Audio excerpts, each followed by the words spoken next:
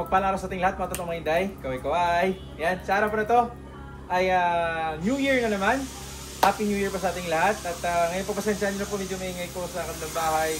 Andito naman ako sa aking 2 square meter pond, no? So nakita nyo the past video ko nito, nag-alaga ako ng hito, no? 1,100 sa 2 square meter pond. So ito ganito sa kalaki. So dalawang butas po ito. At ngayon po, dahil noong nakaraang taon, medyo hindi po tayo pinagpala sa ating health, no? Medyo nag-challenge tayo. Pero ngayon medyo okay na tayo. Hopefully tuloy-tuloy po.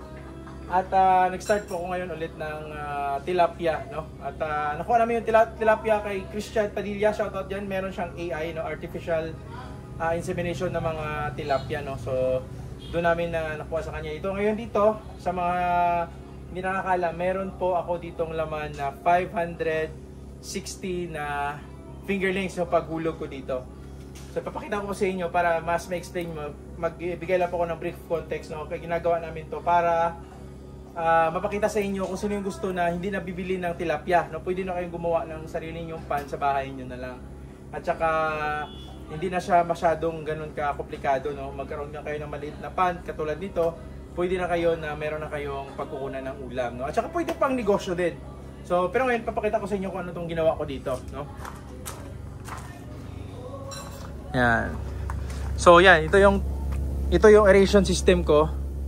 Ito yung nabili kong aeration, no, sa online. Nakalimutan ko na ano pangalan nito. Pero yan, AC/DC to siya, no? May battery to sa loob. Pag nag-brown out, okay siya.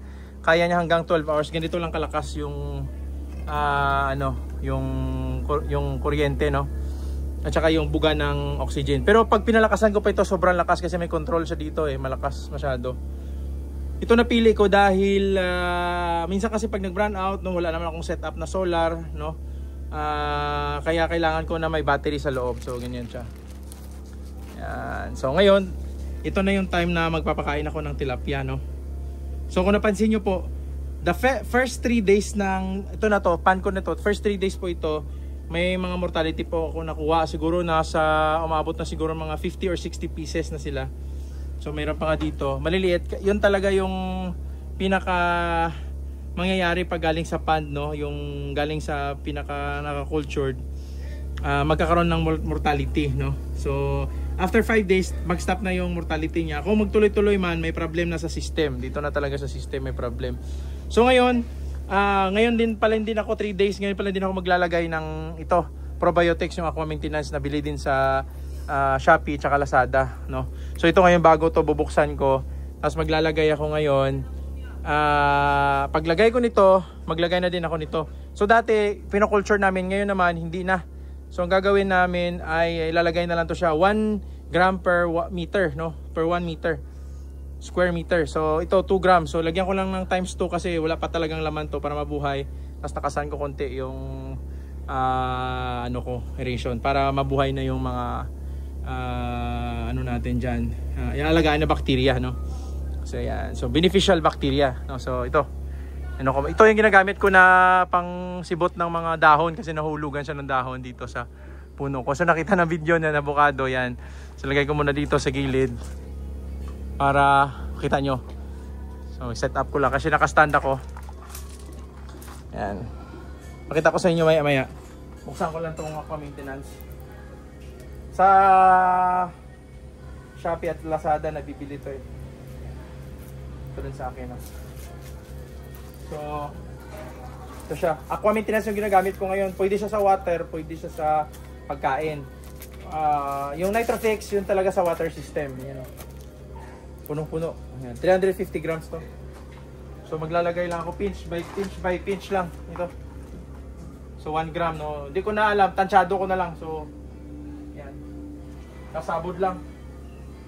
Dagdagan ko lang 1 gram tapos sabod ko lang to. Apat times 2 lang. Yan. So 4 grams nilagay ko. Tansyado lang yun Hindi yun more or less. Kasi okay naman yun para mag-multiply sila. So pakita ko sa inyo. Yan. So magpapakain din ako ngayon. Yan. Ito na yung ginagamit ko, fry booster.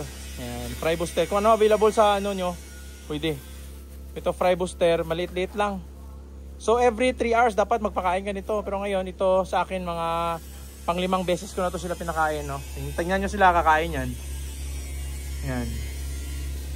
Yan, kain na sila, gutom. Basta may araw pa ito, dami sila. Yan, kita nyo. Masyado madilim na kasi kaya pasensyaan nyo na. O yan lang, ganun lang karami. So pag naubos nila in a few hours, no, pwede ko na siyang dagdagan ulit. Yan sila gumagalaw-galaw, oh. Yan. Tingnan nyo, ah. Zoom in ko. Yan. Yan sila. Yan yung mga gusto. Kasi pag madilim kasi yung tilapia di kakain, dapat may liwanag dito. So ito naman sa akin natural lang, no. Pag may ano pa, ito na yung last meal nila. Bukas na naman umaga ulit. Yan, kumakain sila. So umikot-ikot lang yung tubig. Doon sa kabila hindi pa ako pa naayos yung aeration, pero dapat tingnan nyo, 4 to sila eh. 1, 2, 3, 4 doon. Hindi naka-stop doon, may nag-lock dito yung ano course ko. Ayusin ko pa doon. Pero sa ngayon pwede pa, kaya pa nila kasi maaga, bata pa naman sila, hindi pa sila ganoon ka sensitive, no? So hindi pa nila needed ng ganoon karaming dissolved oxygen. Ubusin nila yan lahat, yun ang ikot-ikot, ubusin nila lahat yan. Nasanay na din sila eh, sa akin eh. Next time ang gagamitin ko bell. Yung bell ko dito nahulog eh. May bell ako dito na nahulog. Next time yun ang gagamitin ko. Para mag bell na lang ako. Nahulog. Kunin ko lang pakita ko. So sa kabila na pan, wala yan laman. Wala laman, ayusin ko pa. Wala laman. So ito ACDC. Nabili ko to last ano, parang 6,000 nata to. Yan, 6,500. No? So ACDC ano. Sa Shopee, sa Lazada. Yan, so 130 yan per minute. Anong 90 watts lang to. Pero kung gusto niyo malakas at saka may setup kayong solar, pwede na kayo mag LP. Yan. Sobrang busog nila to kanina. Buti kumakain. Basta pero tingnan nyo umikot, di ba? So yan yung pinakamaganda, no, pag nag-ikot na. Diyan kasi may butas, no, sa gitna. Yan, no. Diyan yung ano ko, yan, diyan. Diyan ko binubuksan. Pag nabukas yan, lalabas yung dumi. Pero wala pa ngayon kasi 4 days pa lang. Siguro mga next week, pwede na. Kasi clear pa yung tubig eh.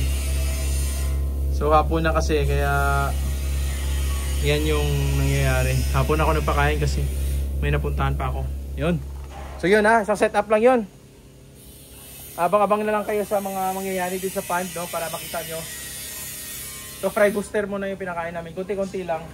Maganda na pag nag-technique ka sa pagpakain, pakunti-kunti, every 2 hours, 2 hours or 3 hours, pakunti-kunti, tuloy-tuloy. Kaysa sa 6 hours ka nagpakain tapos maramihan, no? So, mas maganda yung tuloy-tuloy para ma-absorb talaga nila. So, yun. Approve. So, yun muna yung update ko dito sa pan ko. Tsaka ito yung diskarte ko dito. Ngayon, sasaksak ko to siya. Sinasaksak ko lang to eh.